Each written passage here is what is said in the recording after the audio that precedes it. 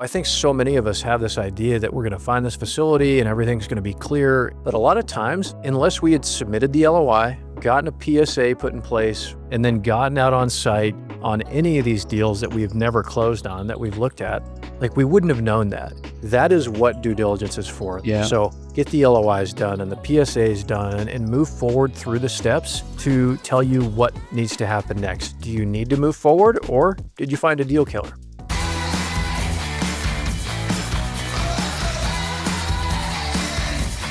What is going on, everybody? I'm so excited for today's episode because we're talking about deal killers. We're talking about avoiding these huge pitfalls that can set you guys back a ton, that can be those risks of ruin, right? That can literally destroy your potential of getting into storage, succeeding at it, all those things. We want to help you guys avoid that. And George, today we're talking all kinds of things, from things that we've seen in our deals to things that we've seen in other folks' deals, and how to navigate these challenges as they come up.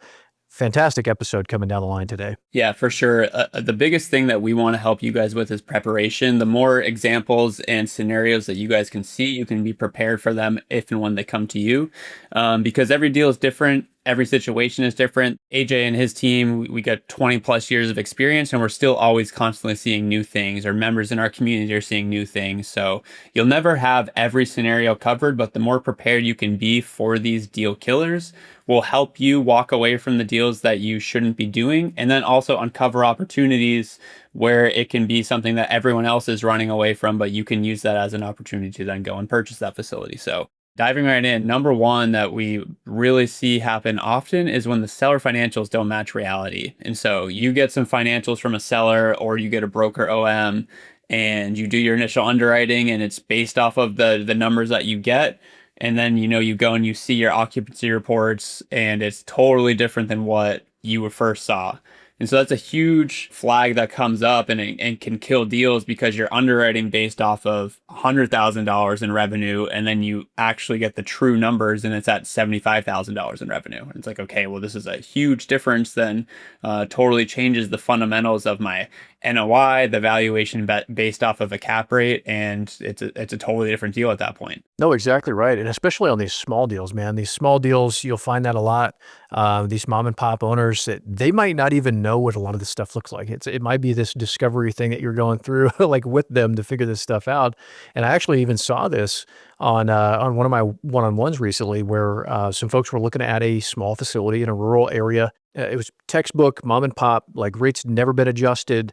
They were all the same rates for the units, all this stuff. It was, $30 for a unit and, $60 for a parking space, whatever it was, right? The math just based on the number of units and the amount of money that they were charging for those units didn't end up actually equaling the revenue that they said that the facility was actually achieving. There was like several $1,000s that were missing. Man, when you only have a facility that's got a handful of units, 20, 30, maybe even 50 units, 100 units even, those small facilities like that has a massive, massive impact. And again, not only on your operations and that revenue piece and how the deal actually works when you're running it and operating it, and if you can cover your debt service and expenses and all the things, but it has a massive impact on that value. You could be dramatically overpaying for that facility. That few $1,000s or several thousand or tens of thousands, depending on the size of the deal, that discrepancy is huge on the value for that facility and what you're paying for it and what you could potentially either refinance or sell that facility for in the future. Yeah, and what's important too with this is that when you're looking at the financials, like, you can never change the price that you purchase a facility for. Once you buy it at that price, it's locked in. And if you're buying it based off of financials that are inaccurate, especially off a small facility like you're saying, Connor, like a few $100s a month can create a huge swing on what the value of that property is. And a lot of times these mom and pop owners, like, they may have never built a full P&L on their own before, or especially not with the intent to sell. So it's not necessarily that they're coming in and like trying to hide something. It's just that they've owned this for a decade, 2 decades, and never had any intent to sell it. And now that they are, it's just not put together in a way that shows the accurate information. Or they'll have the list of things, but half the people are paying in cash. So that's like not accurately accounted for there. And they're like, oh yeah, well that's just how they've always paid. But you need to factor every dollar that's coming in and out to have an accurate picture of what the financials truly look like. Good stuff. And that kind of ties to this other talking point that we've got on here is phantom occupancy, where You've got a stated occupancy to facility that's not actually accurate. The occupied units don't actually align with the rent roll and who's actually in units and not. We see that all the time. We don't have to dive like deep into that, but just confirm. And to that point, be sure that you have the correct contact information for all those tenants at that facility. That should be a requirement. If I was going in buying a facility right now today, I would make sure that I got that contact information from the previous owner and that all of it was accurate. Yeah, for sure. And I think too, a lot of that is like, you can't truly get that information until you're on site. Like you won't know for sure, does your rent roll line up with what facilities are rented or unrented, until you can have your management summary with you and the printed out rent roll and do an actual lock check. And that's a big part of the due diligence process for this, to be like, okay, is there any discrepancies here and how much? And the topic today is deal killers. These things might not necessarily kill your deal, but it will make you have to be like, okay, we have to reassess what the real occupancy is here. Because then there's also like, those units might be filled, but how many of them are delinquent? Like, that's going to be a whole nother process to either get them back onto their regular payments, finishing their late fees, or go through an eviction process. And so as much as they can kill the deal, they can also be opportunities for renegotiating or just realigning your expectations of like, okay, this is going to be more work than we thought based off the original occupancy report that we got. Yeah, dude, I'm telling you, and a lot of that stuff can take a ton of time. Like, I've been through that, where we go in and we close on a facility, and then instead of being able to impact rates and affect rates and do rate management and all these other things that we're going to do, we've got to wait months and coordinate getting contact information for tenants and being able to send them the proper notices, and like unraveling this huge ball of yarn that, Yeah. we didn't expect. And so that's where so many of these lessons are coming in. We're like, hey, like, make sure you do this. The goal of this podcast should be to learn from our mistakes without having to make them yourself. Exactly, dude. 100%. Like, let's streamline things for you guys. So, no, all really great points there. Got to get boots on the ground. Got to make sure that those things align and get the absolute most and best understanding of what exactly is happening at that facility and what it's going to look like, what the lift is going to be after you close, and what you're going to be required to do. Hey, podcast listeners. As you know, self-storage, we give away all our information for free. It's my open playbook, and I share with you guys every single week what we're seeing and what we're doing. But what a lot of people don't know is that we have even more resources available. So you may not know, but I wrote a book that's hard to even call this a book. I mean, this is a manual. We're talking 400 plus pages, which include all sorts of information about how we have been in the self-storage industry. That's everything from how we got our first deals, to scaling, to buying deals in today's market, what's changed and what remains the same. This is an up-to-date book that shows you how the market has changed and how you can win today. This isn't simple, this is how you buy a deal. No, this goes into everything, including how you scale and create a self-storage business. You can get a physical copy, an ebook, or the audiobook, plus free access to bonus content at the end of each chapter. You can get it today. It's available on Amazon and other platforms in which you can follow the link. Next big thing, another huge deal killer, can be deferred maintenance on facilities. And you might go into something thinking, hey, this is a great facility. I've gotten some property condition reports. We actually started getting subject matter experts out to look at roofs, to look at HVAC systems, to look at these larger components, because we defined that as qualified as some of these people were that were doing surveys and these other things for us, we found that sometimes they weren't super accurate. So we had facilities where expected usable life on a roof was 5 or 7 years, let's say. And we got in there and it was like, no, it needs like replaced now. Like, it's got all these leaks, it's got all these issues, like wasn't even installed right. Like, there's all these things. So there's definitely a huge amount of value having another set of eyes on those larger components of a facility. Because last thing, man, you want to have is trying to lease up a facility that's leaking, right? That's got like for sure. roof issues and all the things. So deferred maintenance is a huge thing to look out for. Another quick note on this one is make sure you're getting real estimates and quotes on improvements that you're going to make, or capital expenditures of any kind, or investments you're going to have to make in turning the facility around. Don't just take somebody's word for it. Go out, get actual estimates, get actual proposals from contractors for any and all work that you're going to potentially do at that facility, and plug that into your underwriting. Do that during your due diligence. That also helps allow you to structure those things to take place. So those improvements to start happening as close to closing as possible. Last thing you want to do as well is push out your capital improvements anytime at all. You really want to start working on those things as quickly as you can. So it can be a good thing to do that up front. And then lastly, there's a lot of times if you go in to do some kind of improvement somewhere, if you end up improving a certain percentage of the property, or if you disturb a certain percentage of the property, you may be required by the governing agency there to make other improvements, to bring that facility up to code or whatever it might be. Like we had this potential expansion that we were going to do on a facility one time. And because we were going to disturb over, I think it was over 25 or 30% of the property, due to this expansion, the city was actually going to require us to put in and install this brand new fencing system around the whole property. It would have been well over $100,000 for this fencing system to go in. It was huge property. Another thing we've seen is even in like simple office improvements, like if you're going to go in and totally gut an office and do this remodel and all these things, they might require you to bring up the electrical all to code, or this up to code, or that up to code, whatever it might be. So just make sure if you're going to do certain improvements, have those conversations with the city, know exactly what those things look like going in, and get real proposals for all of it. Guys, Connor's the expert on this topic with the physical property side of things. He knows way more than I do, and you can just see his experience here. I think that as I'm listening to you, Connor, like if someone's trying to buy their first property of this, and say there's a whole list of deferred maintenance, let's just say you're like, we can't do it all at once. Could you just talk about how you might phase that out? What are the things you look at where it's like, these are the things we need to do ASAP, and these are the things that we maybe can continue to defer a little bit? Yeah, no, I like breaking things into the nice to haves and have to haves, and doing things that way, but also looking at the return on investment as another huge piece of that, where if you're going to go in and you're saying, hey, we're going to do remote operations, we're going to run this facility with somebody coming through a couple times a week, we need the gate installed, we need this gate keypad upgrade, or we need this camera system to be able to monitor the facility in a certain way, or to boost security immediately, or whatever it might be.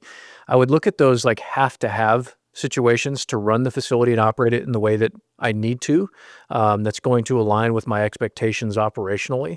So I'd make sure that those things are prioritized day one, but also even within that I'm only prioritizing the things that are going to drive an ROI. Yeah. And a really common example that we like to utilize here, we had a facility we were acquiring and we were like, hey, yeah, let's pave the thing. Like, let's make it all nice and clean, like curb appeal will be great, all this stuff. And they asked the question like, well, are other facilities paved, or like competitors, are they paved?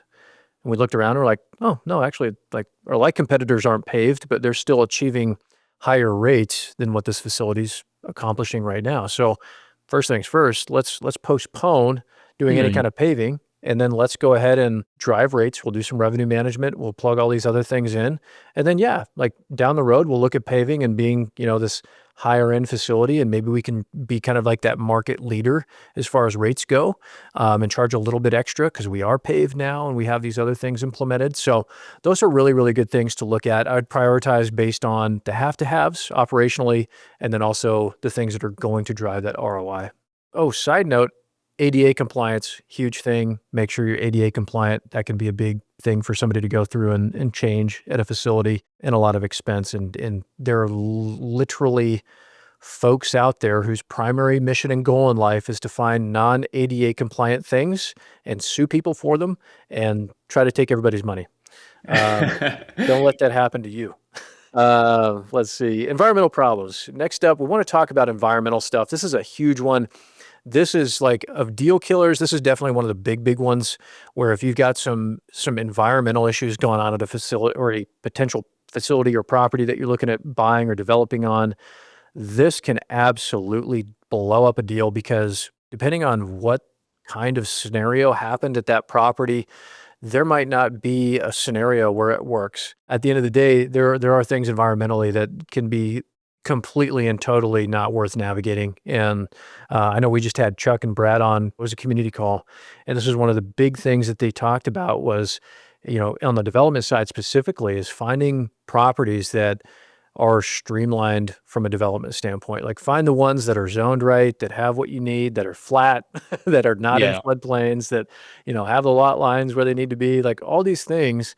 And granted, yeah, you might have more competition trying to find that property and stuff, but the work and time and effort you're going to put in trying to find those cleaner deals, it's just going to be so much more streamlined. You're going to be dealing with a lot more knowns than unknowns going into deals like that. But this all comes down to, getting those phase one reports when you're first going through due diligence, you're under PSA, going out, getting those phase one environmental reports and having professionals review those with you and making sure that there's no old nuclear waste sites somewhere, underneath your facility. Or even one example like from real life that we had was AJ and those guys had looked at acquiring a property that it was located on an old sawmill.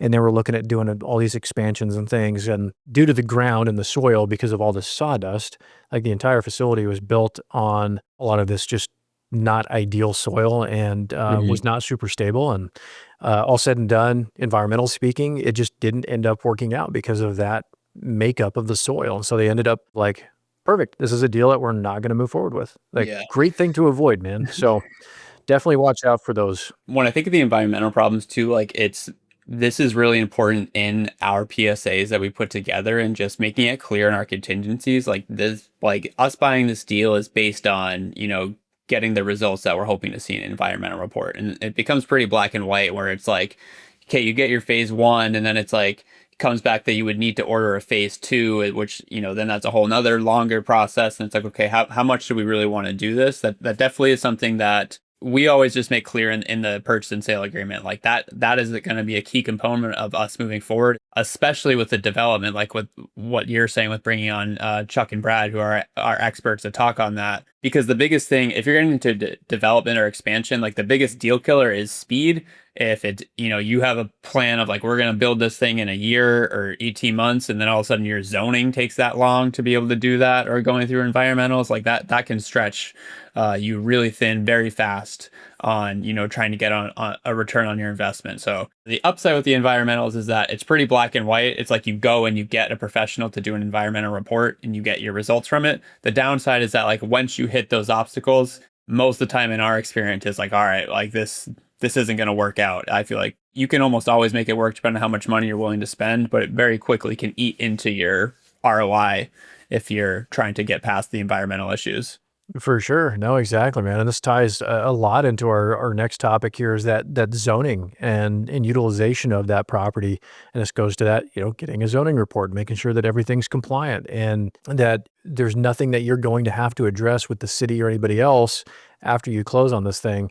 And there's especially a lot to be said about this if you're talking about expansions or if you're talking about dramatically improving a facility. Like I was talking to you, George, the other day. This prime example was a facility that we were looking at was a huge portion of it had burnt down, and we had gone in and we were looking at this thing and we're like, man, we could totally rebuild all of this. And like we were on the ground, boots on the ground, looking at this thing like super serious, right?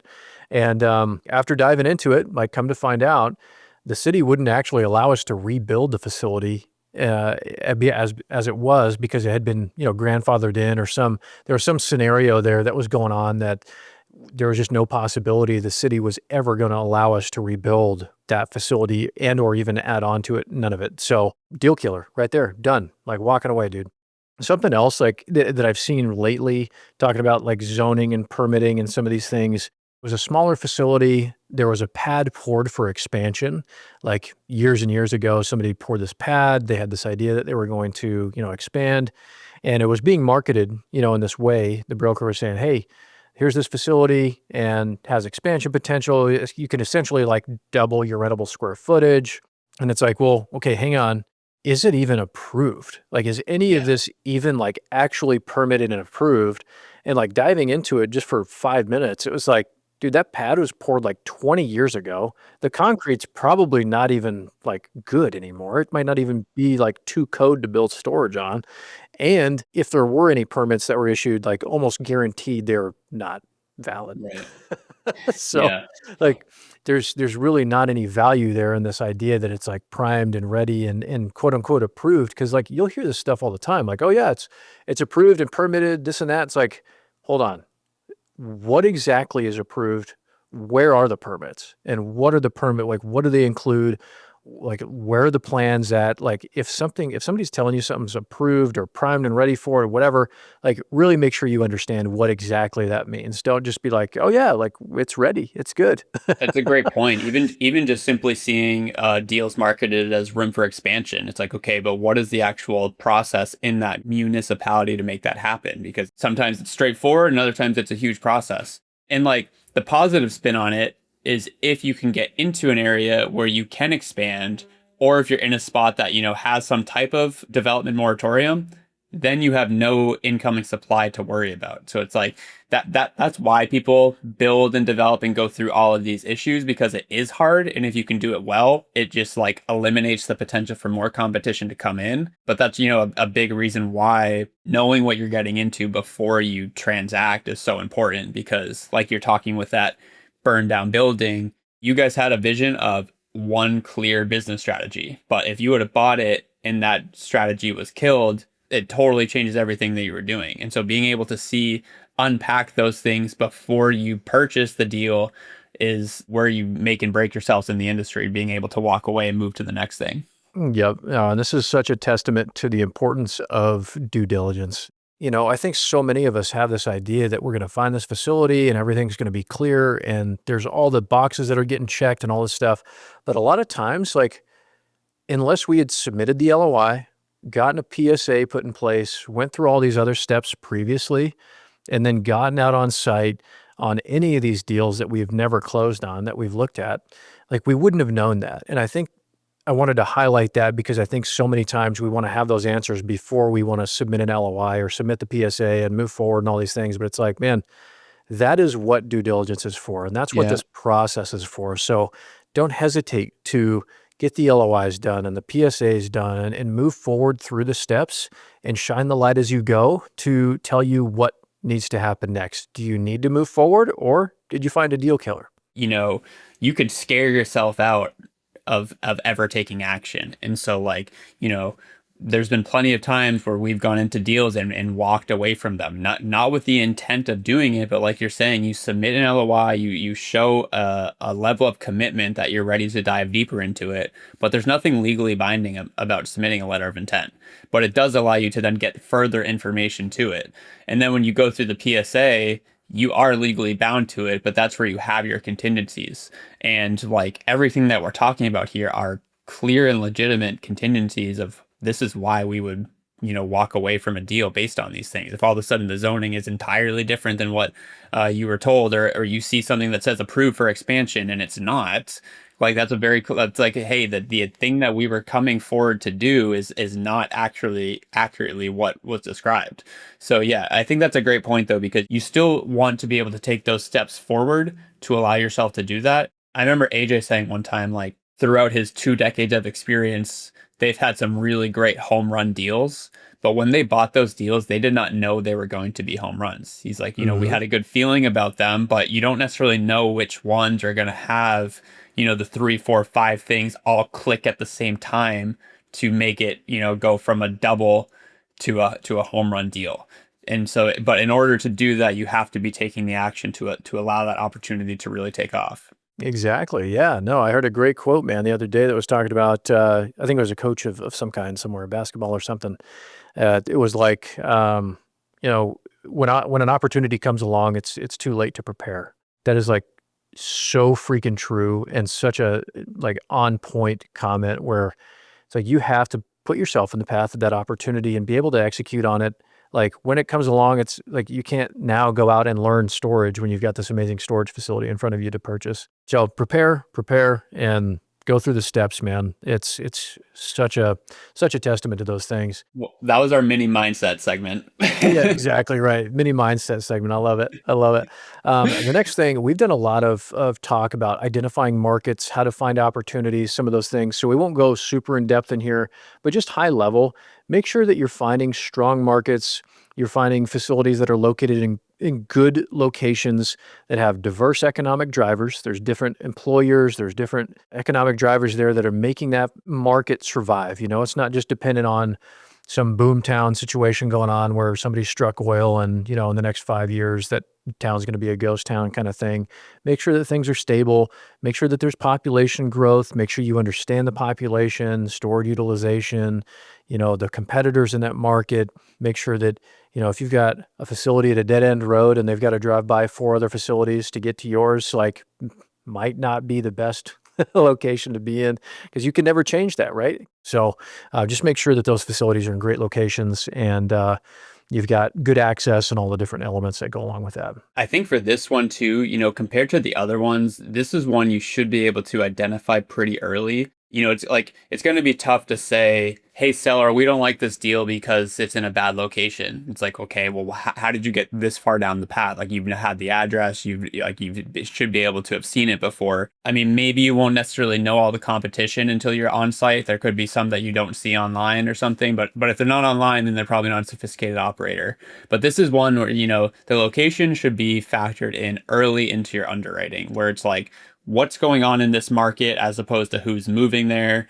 Is the population growing? Who are the employers? And again, we have whole podcast episodes on specifically on this topic. But then also the competition too, is because that's going to determine, going back to like Connor talking about paving, like you should see like what are your like competitors look like, so that way you can see in your underwriting how are you going to increase rates and what do you need to do on the physical standpoint to increase those rates. So this should be something that it should be ingrained in your mind so early on. When you look at a facility, you very quickly is go look at the market. What is the competition in that market to allow you to, develop your business strategy? It should be one of the first aspects of the foundation for what you're trying to accomplish with that deal. Know who your neighbors are as well. What other businesses are around that facility? What other utilizations? Like, is there a dump close by? Is there a junkyard like close by? Is there some random thing that's actually going to be detrimental to your business, or are there things that are actually going to be positive to your business? Like, we've seen both. We've seen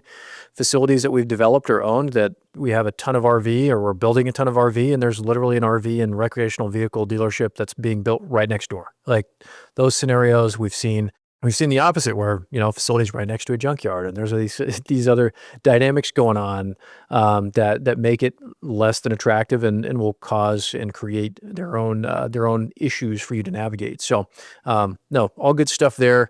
Another thing, due diligence wise, that can be really difficult to navigate because this is getting into the nitty gritty of things, is like title issues.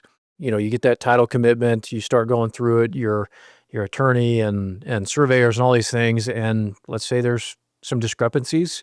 Those things can be really difficult to navigate and unravel. We've seen those things happen a few times. Not super common, but we definitely have seen some discrepancies here and there. And it's definitely takes a lot of time and effort, energy to work through that. So you could be looking at, outsized legal fees from attorneys. You could be looking at multiple surveys on surveys, like trying to get things figured out and squared away. So really, really important to make sure that you go through that process of getting all of those surveys done, making sure that, the title report aligns with all the zoning, the Alta, like everything is jiving in an alignment. Everything is balanced, so to speak, let's say. So really, really important things to have there. Make sure there's no liens and different things on it. Really important stuff. Next up, we've got existing SBA loan complications. This is something that I think is really important because SBA loans can be pretty common for folks getting into it. And I wanted to make sure we threw this in here where maybe the seller has an existing SBA loan and there are things that they haven't considered navigating. Maybe they thought there were no prepayment penalties when in fact there are. Maybe there's some collateral that's cross-pledged with other assets or something, or there's intermingling of some kind going on. So if you guys encounter something that has to do with an existing SBA loan, you're running into challenges or have questions on that, you guys reach out to Live Oak Bank, connect with those folks over there, and navigate whatever SBA loan challenges there might be. Because, if that could be a great opportunity if you're going into it and you're seeing that there's some challenges that maybe the seller hasn't been able to navigate with anybody else because they've got this SBA loan and nobody else wants to mess with it, then it could be a great opportunity for you to come in and solve those problems. Yeah. The worst thing that you want to have happen is like you get so far along with a deal and then for whatever reason the existing loan in place is what kills it, or the seller all of a sudden has prepayment penalties that they didn't realize that were going to be factored into it. And this too can go beyond SBA loans as well too, especially if you're getting into assuming a different type of conventional loan or something. So I think Live Oak always says, and other lenders too, is just like communicate honestly and early, and then we can usually help you find creative ways to work around these things. A lender's your friend. They want to help you get the deal done, whether you're a buyer or a seller. So the more you can be honest in your conversations, it's going to help you in the long run. Exactly right. And something else that we wanted to touch on here, moving on from the SBA side of things, we've got the seller ego and unrealistic expectations. We've seen that a ton, especially in the last several years where valuations were really high and there was this discrepancy between, the asking price and the actual sale price. It sounds like a lot of folks are coming back down to reality and those conversations are being had, and there's a lot of opportunity now to find those great deals. But especially, again, if we're just getting into this, right? If we're just getting into self-storage, there can be this idea of, well, this guy's owned this facility for 10 years, 20 years, whatever it is. They know storage, like they're a storage owner and operator, and they know more than I do. And that may or may not be the case. You might have to, and very well, educate that current owner on the business of transacting and or even storage, like walking them through like, hey, this is actually what needs to take place, or hey, this is how the transaction needs to take place, or hey, yeah, this is why the bank is asking for these documents and some of that. Like, because it does get it gets personal. It's like, hey, yeah, give us your tax returns, give us all your bank statements, give us all your financials. And that can feel kind of invasive to some people if they're not used to this process. And it's totally normal to go through these things and totally normal to ask for those things. And so those can be challenges that you run into where they don't want to provide documentation. Or the other side is like the valuation side again, where they're comparing their facility to somebody else's facility that sold. You cannot base self-storage on comps. Don't ever do that.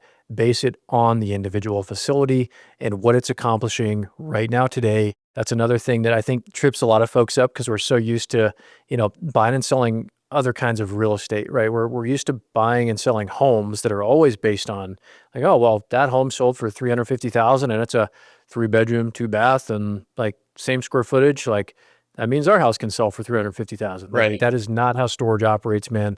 It is based like you might have the same exact cookie cutter storage facility as somebody else, same units, same rentable square feet, same everything.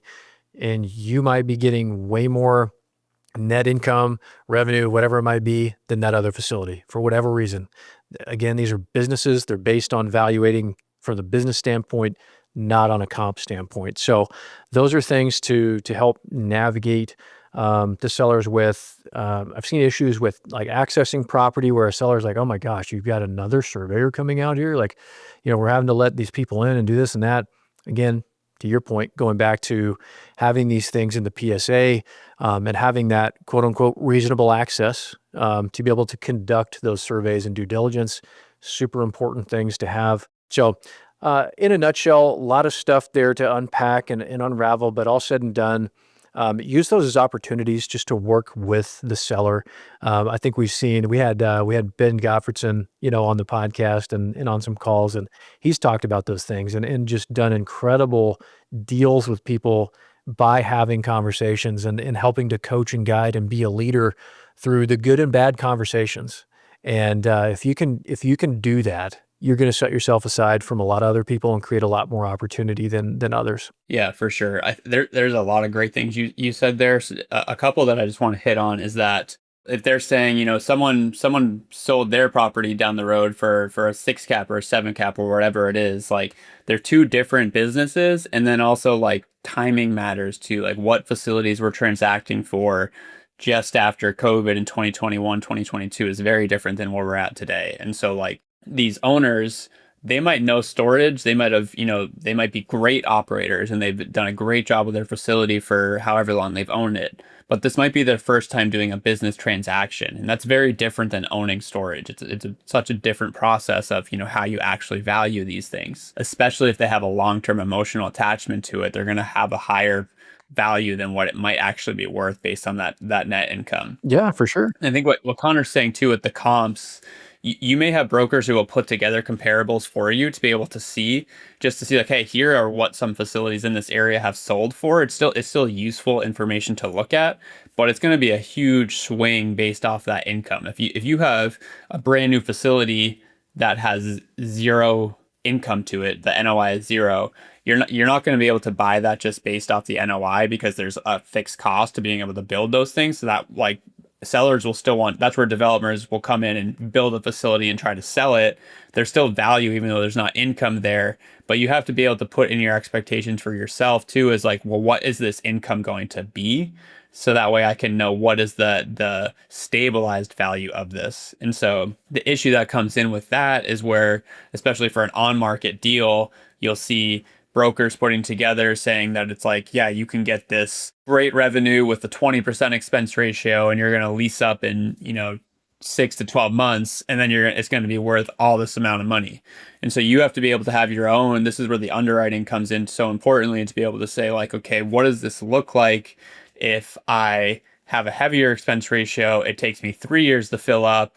And then what is not just the return on my investment, but the speed in which I get my money back. And so you're navigating conversations with the broker, the seller's expectations, whether it's a mom and pop owner who's owned it for so long, or a developer who's built it trying to get something back quickly. Every situation is very different. Every deal is different in that. And that's where, again, to what Connor was saying with an example of Ben, like taking the extra time to have, real conversations with these owners to be able to set proper expectations on what you're looking to achieve, embracing that this is something that they probably cared about for a long time. If you can take that extra energy, it can go a long way to get the deal done, as opposed to just, being just cold, hard facts in business and, just cutthroat in a lot of ways. Like it's just not the industry really where that type of vibe thrives.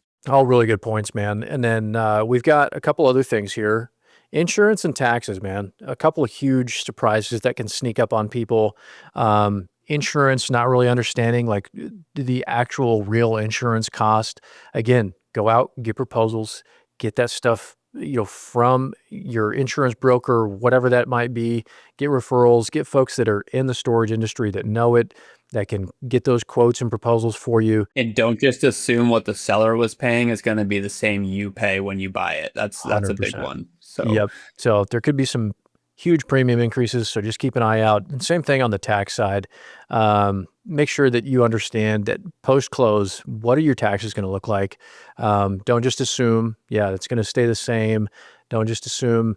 And this is especially the case if you're going to go in and do like an expansion, you're going to do any of this kind of stuff, because obviously it's going to be valued differently. They're going to come in and they're going to value that asset differently, and your taxes are going to go up if you do an expansion or a development or whatever. So just make sure that you're, again, coordinating with the professionals, making sure that you're accounting for these things and planning accordingly. Because, man, the last thing you want is like, oh, man, I got this great deal. Everything looks awesome. It's checking all my boxes. Like you end up closing on it and then your taxes double. Like we've seen this. Like it has absolutely happened. And you've got to do everything you can to get that information up front. The hard thing too, when you do that, is the taxes aren't going to increase the day you buy it. So you might have 6-9 months where you're like, hey, this thing's cash flowing great. And then you get, an adjusted tax bill at the end of the year. And you're like, oh, that just wrecked all of our income.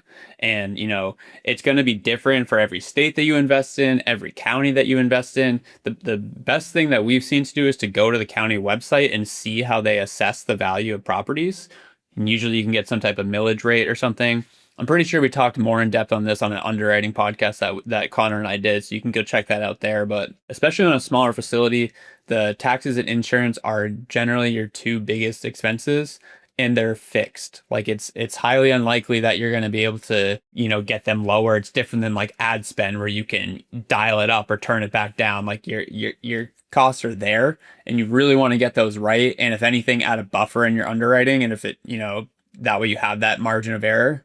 But those two are the ones that you really want to, on the insurance side, work with professionals. We usually just use an insurance broker to get a hard quote for it. And on the tax side, see what the property is currently valued at from an assessment standpoint, and then how the county assesses their property values, and then how often they reassess as well too. So that way you can see, do they do it every year? Do they do it on the transaction? Do they do it, is it a disclosure state or non-disclosure state? It's big piece to this. Yeah, exactly. And to that point, the disclosure, non-disclosure is the actual sale price being shared with the assessor assessing it and saying, okay, well, it actually sold for 4 million, so it's valued at 4 million, versus, we were only valuing this thing at 2 million before. So huge win for the county. So no, really, really good things to know. And then lastly, deal killers, man, is the market. You got to understand the market and competition within that market.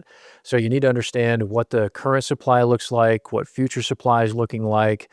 Again, confirm that demand, make sure you know and understand your competitors as a whole, but then also, you're diving more granularly into your like competitors, what their offerings are, what their discounts are, what their rates are, and make sure too that, if you do have those new players coming into town, and let's say they come in and they just jack rates to the floor and everybody's in that race to the bottom, like, how long can you bleed money for? How long can you keep rates low? How long, what's the time horizon? Not only can you last, but then what's the time horizon to get you back to that point where you should be, or where you thought you would be from a revenue standpoint? Because now you have this longer time horizon to actually achieve the returns that you wanted to. Those things, making sure you're looking at zoning, go around, look at the different areas around town and see how many areas are already zoned for storage, and how easy would it be for a competitor to come in, in that 1, 3, and 5 mile radius from you, or even further if you're looking at, developing, RV and boat storage or recreational vehicle storage of some kind. Make no assumptions, get boots on the ground. I mean, George, you talked about earlier too, man. It's like going and looking at those competitors and getting an idea of what they actually look like on the ground, how people are renting and accessing the facility, and what unit types are in most demand, and like going and secret shopping some stuff. Like, I know there's a lot of people out there, man, especially nowadays in this world of technology. Like, everybody's got the new whiz bang thing. Those things are great, awesome tools to have in your tool belt.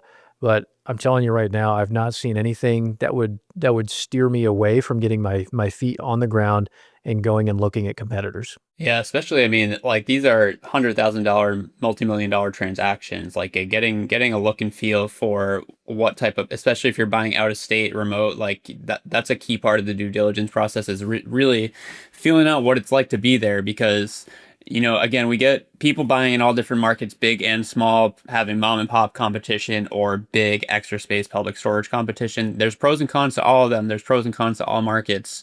And you want to be able to see, like, what type of market am I investing in? And what does the future of this place look like from a storage standpoint and just an overall living standpoint? What do the people there do to make their income? What type of customers are you going to be attracting in your market? You might have this vision that you want to have this awesome Class A facility. You're going back to our deferred maintenance conversation. You're going to do all these upgrades, and then you learn that, like, no one in that market cares for that type of facility. There's no demand for it. They just want a decent place to store their stuff. So, you can do a lot of that online. You can look up all the data points. You can look at median household income, all these different things. But there's some things that are hidden between the data where going boots on the ground can really allow you to see things that other people can't see unless they're there seeing it with their own eyes. No, exactly right, man. You can't really get that true look and feel of a facility without being there, man, or even just the general area where the facility is located. Does Yeah. it feel safe? Does it feel like a place that you'd want to store your stuff? Does it not? What would change it if it isn't? Like, all those different things you just cannot do from a remote location somewhere. Yeah. So, yeah, no, fantastic stuff, man. That's all I have on our list today. Deal killers to look out for, guys. Huge, huge stuff. Make sure you're getting the reports, working with the professionals, going through, checking the boxes, going through the process. It sounds like a lot, but that's what we're here for, guys, is to break these processes down for you, give you this actionable insight on what to look out for, how to potentially navigate these things that you might run into, and just know that every deal is going to be different. You're going to have challenges no matter what you do. There's going to be things that you have to navigate with the seller or with the county or with the city or with your tenants, whatever it is. There's always going to be something. But hey, man, it's part of running the business and part of doing storage, and it's just still the most amazing asset class out there, I think, that you could be a part of. So 100%. Guys, thank you for listening today. If you like this, please leave us a review on whatever platform you're listening to us on. If you're on YouTube, leave us a comment. Let us know what you liked, anything else you want us to talk about on this. We love hearing from you guys, so keep that engagement coming. It helps us a lot, and we just enjoy seeing it. Connor and I are always talking about things that we see from you guys reaching out to us, so please keep doing that. Helps us, gets us excited, and we want to just continue to provide as much value as we can to you guys. So the more you let us know, the better we can help you. So appreciate you guys listening today. exactly right. Thanks, everybody, and we'll catch you next time.